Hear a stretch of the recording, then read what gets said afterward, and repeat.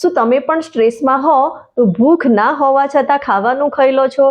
શું તમારા માટે પણ થાક, અવસાદ, ચિંતા આ બધી વસ્તુ મીઠું ખાવાનું કારણ બની જાય છે, એટલે કે તમને ગળ્યું ખાવાનું મન થાય છે?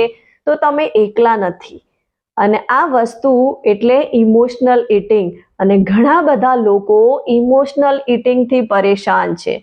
તો આજે આપણે આ વિડીયોના માધ્યમથી એ સમજવાના છીએ કે ઇમોશનલ ઈટિંગને સાયકોલોજીકલી આપણે કઈ રીતે કંટ્રોલ કરી શકીએ છીએ, કઈ રીતે એમાંથી બહાર આવી શકીએ છીએ.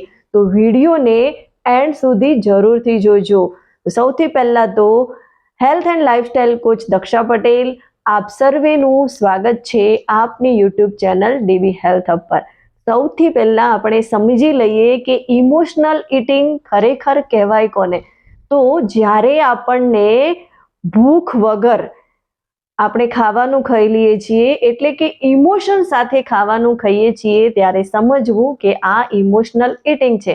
જેમ કે આપણને મૂડ સારો નથી તો ચોકલેટ ખાઈ લીધી, સ્ટ્રેસમાં છીએ તો બર્ગર ઓર્ડર કરી લીધો, અને પરેશાન છીએ તો કંઈક નાસ્તો ખાઈ લીધું, કંઈક નમકીન ખાઈ લીધું.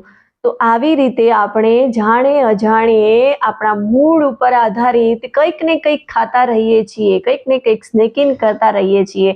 તો એ આપણા ઇમોશનલ ઈટિંગનું કારણ છે, અને એના કારણે આપણી હેલ્થ ઉપર એની ખૂબ જ માઠી અસર થાય છે. અસલિયતમાં ખાવાનું આવા સમયે આપણા માટે કમ્ફર્ટ બની જાય છે, અને એ જ આપણી બેડ હેબિટનું કારણ બને છે. અને એ ટેમ્પરરી છે, પણ પ્રોબ્લેમ તો ત્યાંની ત્યાં જ રહે છે.